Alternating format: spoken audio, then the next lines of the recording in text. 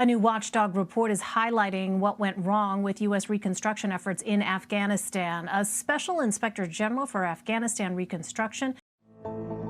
Hello, today I present to you an extremely attractive application for music lovers. It's completely free. You can listen to music online or download unlimited music to use whenever you don't have internet. The powerful search function helps you find anything you want. Trust me.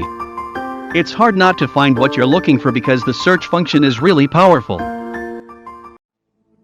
Application download link is attached in the description of the video. I'm pretty sure you'll like it. Thanks.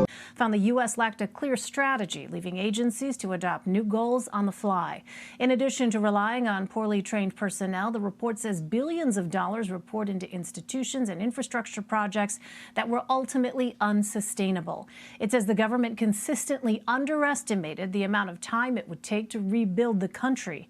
The report recommends U.S. agencies explore how to ensure they have the capability and the capacity for reconstruction efforts. BBC Chief International Correspondent Lise Doucette has more on what life looks like in Afghanistan now that the Taliban is assuming control. The republic has fallen. Its leaders fled. Taliban rule is returning. Day by day, its fighters more visible on the streets of Kabul, patrolling with U.S. military vehicles left behind or lost by government forces, taking on tasks to show they're in charge now, and showing the new face of Afghanistan to the world. Today, the first press conference by a man who's long been a mystery, Taliban spokesman Zabihullah Mujahid, showing his face in public for the first time, making their message clear. There is death in war. We didn't kill for revenge. It just happened because it was war. We were fighting. We have given amnesty to everybody. We want them to give us forgiveness. And a message for anxious Afghan women too. There will be nothing against women in our ruling. Our people accept our women or Muslims. They accept Islamic rules. If they continue to live according to Sharia, we will be happy. They will be happy. Day by day, Afghans come to terms with the Taliban again, waiting not for words, but what will change in their lives. Let's see what Afghanistan brings. I want to stay here. I want to fight for my students. I want to fight for our vision of Afghanistan. And I know things are never going to be the same anymore. It's just, I have to be here. And so far, some surprises. Female presenters are still fronting popular news programs, a Talib taking her questions. But many fear it's just a shiny new show for now. Women are already taking to the streets. We exist, they shout. Work, education, political participation is our right. Women make up half of Afghan society. Don't upset us, they tell the Taliban. Be our voice. Look at just one snapshot of how many people, Afghans and foreigners, are fleeing as fast as possible. The evacuation from Kabul airport proceeds ever more urgently, including Britain's operations. There was bound to be a moment of turmoil in that system. I think actually what's really impressive is that in a very, very short period, we've moved forward now into something that looks stable and that we can continue to move on. The Taliban are promising stability too, and a government that's different this time round. Their words have changed. Many wait to see what they really mean. For more, let's bring in Christina Ruffini and Leo Shane. Christina is a CBS News correspondent with us from the State Department, and Leo is deputy editor for the Military Times. Welcome to you both. Christina, what is the very latest on the ground at the airport in Kabul? There is some good news in that today they seem to have been able to get better control of the airport. More flights are going out.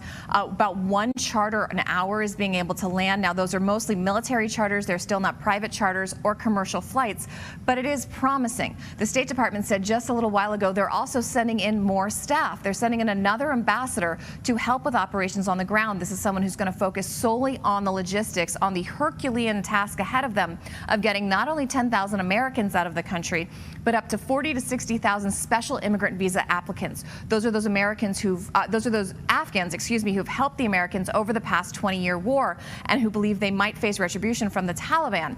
Now, over the past month or so, only about 2,000 of them have managed to clear the process and get on flights to the U.S. What they were looking for was some sort of safe third country to pick up these people and take them to while they finish this paperwork. We've asked, and so far, there's not been an announcement as to where these people are going. However, a bunch of them have come to the U.S. There's about 1,200 at Fort Lee in Virginia, and there's a lot of them trying to get to the airport. The bigger problem right now is getting to the airport, both for Americans and for Afghans. The Taliban has said they will give safe passage to people trying to get there. The State Department says the Taliban told us they'll let them get there safe, but CBS News has heard from multiple people today, both Americans and Afghans, who've been prevented from trying to get to the airport either by Taliban checkpoints or they say the streets are just too dangerous to get there. We asked multiple times if the State Department or the U.S. government would be providing any kind of transportation, any kind of support for people needing to get to the airport, to get on that flight, to get out of the country. And the State Department said, we're doing everything we can. All right. Well, Leo, you reported on congressional leaders planning hearings into the departure of U.S. forces in Afghanistan. What do they hope to learn? Yeah, a lot of frustration right now on Capitol Hill as they see this unfold. The Biden administration had promised that part of the delay in the withdrawal would be to make sure that things were in a safe and orderly fashion as they pulled troops out. Obviously, that hasn't materialized. So a lot of Republicans are criticizing the Biden administration, saying this was completely bungled. But we're also hearing from Democrats. Senator Jack Reed, who's chairman of the Senate Armed Services Committee, said he plans on holding hearings to look at the entirety of the problem, the mistakes made by the Biden administration, the mistakes made by the Trump administration in trusting the Taliban. We also heard from Senator Menendez of the Foreign Relations Committee. He's planning hearings in coming weeks. All of these folks just want to look and see what was the issue here, what were the problems, and how do they prevent the same kind of problems from occurring in the future. Well, Christina, so far the Taliban is saying it will uphold the rights of women and girls. Does the White House actually believe that? I mean, it comes down to whether you believe the word of a terrorist organization that's just taken a country at the point of a gun. Look, we've asked this question multiple times. We asked it today of State Department spokesperson Ned Price, and he said the State Department and the U.S. government are going to wait and see. They're going to judge the Taliban not by their words, but by their actions and how they conduct themselves over the next months and years to come. But one of my colleagues pointed out, it's not just the future we're looking towards. This group has a 20-year past. And what about what they've done in the past, what they've done in the past few months, atrocities they've committed taking over the country? How does that count against the word of a terrorist organization? And the U.S. said they will look and see what comes our way. Look, the other thing to think about is the Taliban perspective of women's rights is much different than the American perspective of U.S. rights. It's not likely to hold up to that United Nations threshold of human rights. They said they would respect women's rights as they interpreted them under Islam. That's really going to be key. What does that mean? The other thing to look at is there were questions today asking, the State Department has tried to expand the number of Afghans and the different kinds of Afghans who can apply for asylum in the U.S. And one of them is anybody who's going to be, especially targeted or especially pressured or have a horrible, horrible time, be persecuted under the regime. So one of my colleagues asked, well, if you're a woman or a girl, can you just show up at the airport and say, hey, I'm going to be persecuted. Can I get on the plane? And we didn't really get an answer on that point.